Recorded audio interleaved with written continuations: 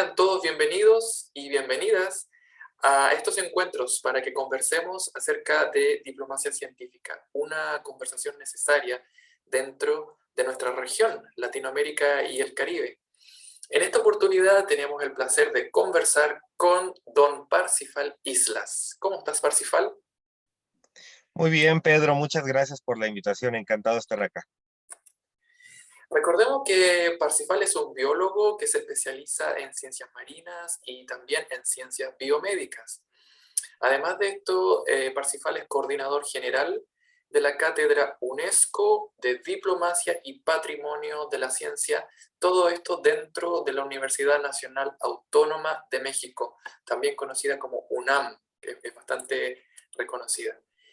Bueno, Parsifal, partamos preguntando, ¿cómo definirías tú la diplomacia científica desde una perspectiva regional? Bueno, es una pregunta muy interesante, Pedro, y sobre todo también refleja una de las inquietudes más importantes de nuestra cátedra de diplomacia de la ciencia. Y precisamente tal vez el público se pregunta por qué decir diplomacia de la ciencia y no diplomacia científica, y ahí estaría encaminada mi respuesta. Para nosotros, pues no es realmente que la diplomacia se vuelva científica, que la diplomacia la pudiéramos tratar como una disciplina científica, porque más bien es una suerte de oficio y de herramientas que se utilizan para acercar a las partes a que exista un entendimiento, ¿no? Y también de allí se desprenden, pues, muchísimas herramientas y protocolos que se utilizan en la que llamamos la diplomacia tradicional.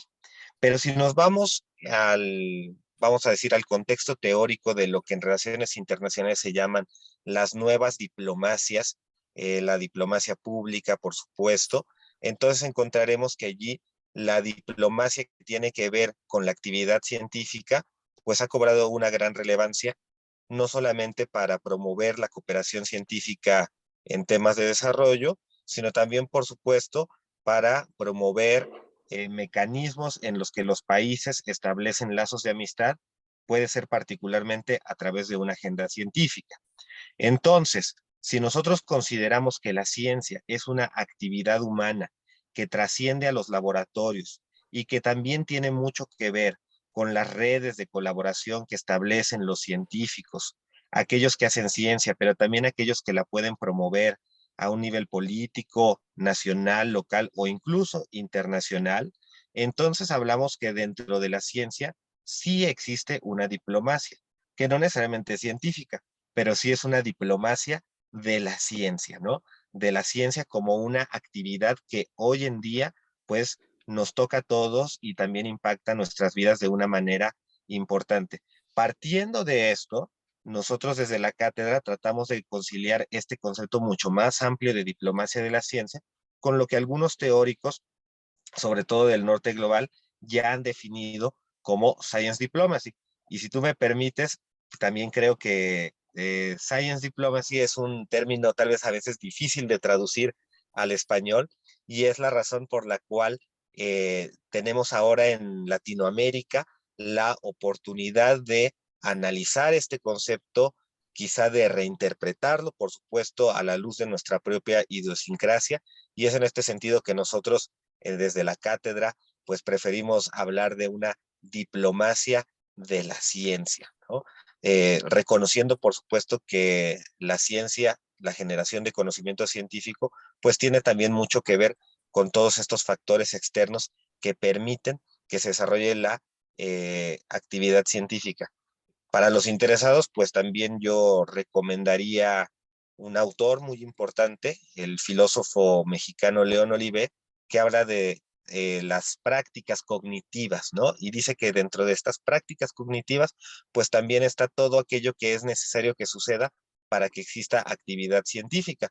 Es decir, alguien que gestione los fondos, alguien que construya las instituciones, alguien que establezca las alianzas estratégicas y bueno, todo esto entra para nosotros dentro de esta cuestión de diplomacia de la ciencia, tanto más si esto tiene ya un carácter internacional, es decir, de relaciones entre científicos de diversos países o incluso entre gobiernos de distintos países.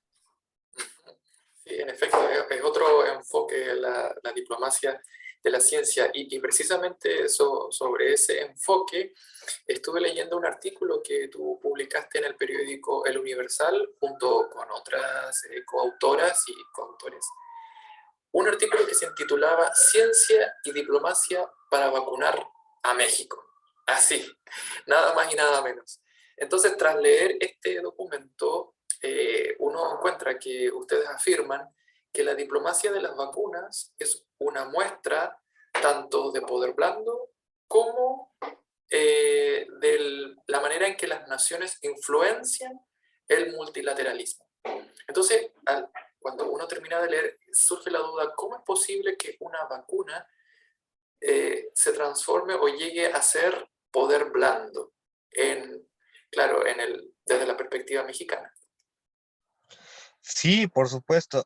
Mira, el artículo que refieres lo escribimos precisamente en un periódico de circulación nacional en México, a raíz de otro artículo que publicamos en la revista Science and Diplomacy, y particularmente lo que nosotros queríamos analizar es las vacunas contra COVID-19 como un escenario internacional de la actualidad.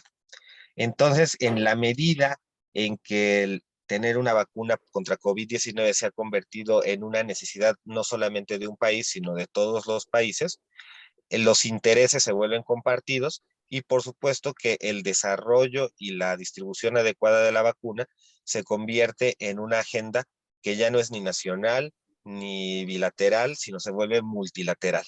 Desde el momento en que los organismos que son multilaterales, como por ejemplo las Naciones Unidas o la Organización Mundial de la Salud, promueven esta agenda de desarrollo y distribución equitativa de las vacunas. Ahora bien, pueden existir también intereses que sean particularmente nacionalistas o regionalistas o bilaterales dentro de la búsqueda por estas vacunas, ¿no? Es, por ejemplo, lo que hemos visto que ha sucedido con países que han acaparado la producción de vacunas y no han entrado de lleno a mecanismos de cooperación multilateral como el mecanismo COVAX, y es la razón por la cual tenemos ahora un índice de vacunación dispar entre los países del norte global y del sur global, lo cual por supuesto que nos enfrenta a la problemática de no poder erradicar completamente la pandemia por COVID-19. Ahora, bien entendido esto, eh, nosotros también hicimos una revisión histórica de cómo estas epidemias o incluso pandemias han suscitado las mismas necesidades y los mismos intereses compartidos a lo largo de la historia, y por supuesto que la solución ha sido, desde que se descubrieron las vacunas, pues el desarrollo de una vacuna y su distribución equitativa. Es decir, la implementación de la vacunación ya no solamente como un producto de la actividad científica, sino más bien como una política de salud global. Y es muy interesante en este sentido, por ejemplo, destacar que la primera gran campaña de vacunación a nivel global no sucedió per se en el norte global, sino es una cuestión de la cual los hispanoamericanos debemos estar muy orgullosos porque forma parte de nuestro legado científico.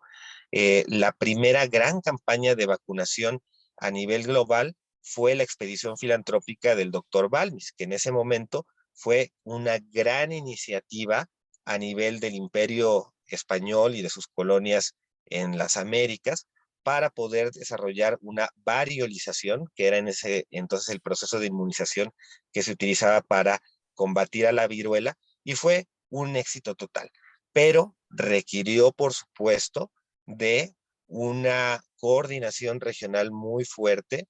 No hablaríamos en este caso multilateral, porque por supuesto era todo un imperio, pero recordemos que los reinos de ultramar del Imperio Español, como la Nueva España, la Nueva Granada, la Nueva Galicia, las intendencias, operaban per se con cierta autonomía, y la comunicación y la coordinación entre estos, pues podría compararse de alguna manera a algunos ejercicios de coordinación multilateral que tenemos en la actualidad. Para ser mucho más, quizá provocativos, podríamos decir que esta campaña que se realizó fue todo un éxito, ¿no? Igual que la campaña que se realizó en los años más o menos 60 para combatir y erradicar ya completamente en el mundo a la viruela. Y la viruela ya solamente existe en el resguardo, en ultracongeladores, en ciertos centros de virología en Moscú y en Estados Unidos, pero ya no existe, digamos, de manera libre en Masiva. nuestro mundo.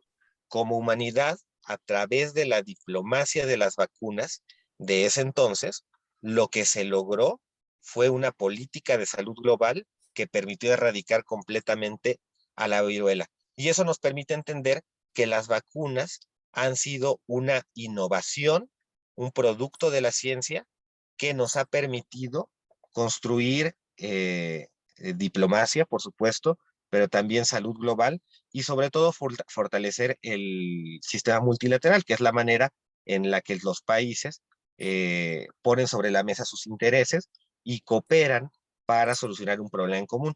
Desgraciadamente, también en el artículo mencionamos que en la actualidad el sistema multilateral se ha visto debilitado con el surgimiento de nuevas fuerzas fácticas a nivel geopolítico. Las potencias que normalmente tenían el control de los organismos multilaterales han mermado un poco en su influencia y se ven nuevos liderazgos como lo son China, como lo son Rusia, que estaremos muy atentos de ver de qué manera fortalecen o más bien merman los mecanismos de actuación que tienen los organismos multilaterales. Para México y para Latinoamérica es súper relevante fortalecer estos mecanismos, porque es la única manera que nosotros tenemos de participar y sumarnos a la solución de retos globales, ya no se diga solamente el COVID-19, sino por ejemplo también el calentamiento global. Y entonces el artículo se llama Ciencia y Diplomacia para vacunar a México en un sentido doble, por supuesto, para alcanzar la meta de vacunar a toda la población, pero también para vacunar nuestra conciencia política a nivel nacional de lo importante que es la ciencia en nuestras vidas y, por supuesto, lo importante que es contar con una diplomacia de la ciencia como país para entrarle a los temas que son más relevantes en la actualidad. Definitivamente. Y me alegro que haga esta dicotomía entre el sur global, norte global, porque también ahí en esa esfera observamos que la diplomacia científica dentro de nuestra región está un tanto aletargada si la comparamos con la diplomacia científica que se hace en el norte global. Entonces, para ir cerrando esta grata conversación, Parsifal, quisiera preguntarte si nos pudieras compartir algunas recomendaciones que visualizas tú de manera tal que la diplomacia científica florezca en nuestra región. Claro, mira, yo creo que nuestra región tiene en este momento una gran fortaleza en cuanto a sus capacidades científicas, que es un crecimiento, bueno, un crecimiento más bien, una acumulación de masa crítica de científicos que debido a las políticas de las últimas décadas se han ido acumulando. Es decir, contamos ahorita con personal altamente calificado que se ha formado en las mejores universidades del mundo y que no encuentran, digamos, una salida o un lugar, ya no digamos solamente de trabajo, sino también de participación política en la construcción de las nuevas agendas de gobierno en los países de Latinoamérica. Entonces, ¿qué es lo que se necesita? Por supuesto, que la comunidad científica participe activamente en las decisiones de sus países, pero también lo que se necesita es que a través de esta participación haya un pensamiento científico detrás de detrás, vamos a decir, de la conciencia política de los ciudadanos de los países de Latinoamérica y que esto se vea reflejado en la democracia. Ahora, no es algo que necesitemos, por ejemplo, copiar del norte global. En este caso, yo, por ejemplo, volvería al tema de las vacunas y pondría sobre la mesa que los latinoamericanos, el sur global, probablemente tiene a nivel de población una mayor conciencia científica, una mayor cultura científica sobre la importancia de las vacunas. Los grupos de antivacunas se concentran particularmente en Estados Unidos y en Europa, ¿no? Y en cambio acá tenemos una experiencia, no sé si sea más bien como por obediencia civil, pero yo considero que también tiene que ver un poco con cultura científica. Tenemos una afinidad mucho mayor para cooperar como población en actividades que tienen que ver con la implementación de una solución científica, como lo son las vacunas. Lo que considero que sí nos falta y es determinante es, por ejemplo, eh, contar sobre todo en la academia, en nuestras universidades, con unidades de estudio que sean críticas ante este escenario de la diplomacia de la ciencia en Latinoamérica que todavía no llegamos a entender perfectamente, ¿no? Porque es un fenómeno ya más bien propio nuestro. No es que copiemos la diplomacia científica esbozada, por ejemplo, por la Royal Society, ¿no? O por la American Association for the Advancement of Science. Son, por supuesto, referentes, pero como bien también dicen ellos, la diplomacia de la ciencia ha venido ocurriendo históricamente a lo largo de muchos años. Es hasta ahora que se le ha puesto este nombre de diplomacia de científico, diplomacia de la ciencia, para describir una serie de actividades que tienen un carácter internacional.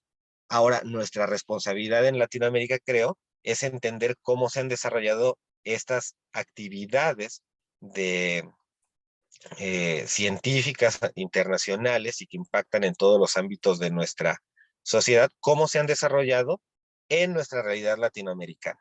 Porque creo que hay bastantes ejemplos, ¿no? Imagínense que nosotros ahora estamos haciendo un pequeño artículo acerca de cómo la diplomacia de la ciencia ya existía desde el surgimiento de las naciones latinoamericanas. Eh, el libertador Simón Bolívar, por ejemplo, estableció estrategias que ahora describiríamos como de diplomacia de la ciencia para obtener el reconocimiento del recién creado gobierno de la Gran Colombia por parte del resto del mundo. Y eso es súper importante destacarlo, ¿no? Entonces, creo que existe una gran tradición de diplomacia de la ciencia en Latinoamérica que ahora nos toca rescatar, nos toca revisar y nos toca reinterpretar a la luz de los nuevos escenarios internacionales y que por supuesto una vez que ya lo hayamos analizado desde los espacios más libres que tenemos en Latinoamérica, que son las universidades, pues por supuesto también estaremos en la capacidad de generar una vinculación efectiva con los gobiernos para que la diplomacia de la ciencia se convierta también en una agenda presente en los nuevos gobiernos. Por cierto, que creo que ahora vamos a tener una muy buena oportunidad de incluir esto eh, en, en algunos de los gobiernos que están surgiendo en Latinoamérica, que han decidido también voltear a ver un poco a promover la agenda científica. Por allí podría entrar también. Entonces va a ser muy interesante en ese sentido. Y por supuesto formar redes de colaboración como la que tú coordinas también, mi estimado Pedro, diplocientífica. Creo que entre más gente esté hablando de diplomacia de la ciencia, también lograremos mucho más entender este fenómeno y fortalecer una discusión fructífera al respecto. Vamos entonces por una diplomacia científica con sabor latino, Parsifal. Claro, claro, claro. Con sabor Bueno, latino y también puede ser con sabor de sur global, si me permites, porque la misma tarea que tenemos los latinoamericanos lo tienen también los africanos, lo tienen también los árabes y, ¿por qué no? También lo tiene el sureste asiático. Entonces, yo creo que va a estar muy interesante todo lo que pase en diplomacia de la ciencia en los próximos tiempos. en efecto, muchísimas gracias, Parsifal, por estas reflexiones. Si estás interesado o interesada en leer el artículo en extenso de Parsifal junto con sus coautoras, te invitamos a revisar el vínculo que vamos a escribir aquí abajo en la descripción de este video. También quisiéramos, además de agradecerle a Parsifal, agradecerle a todo el equipo de Diplo Científica, que como dice Parsifal es la red de diplomacia científica en Latinoamérica y el Caribe, dado que es este equipo el que hace posible que estemos juntándonos y conversando al respecto. También, bueno, y si estás más interesado en saber más acerca del acontecer sobre diplomacia científica, diplomacia de la ciencia en nuestra región, te invitamos a que ingreses a nuestro sitio web, que es diplomaciacientifica.org. Y ahí, bueno, encontrarás más información al respecto, muy entretenida e interesante. Así que muchísimas gracias una vez más, Parsifal, y esperemos vernos pronto. Que estés muy bien. Ha sido un gusto, Pedro. Muchas gracias a ti y a todo el equipo de Diplocientífica, también a tu auditorio. Hasta luego.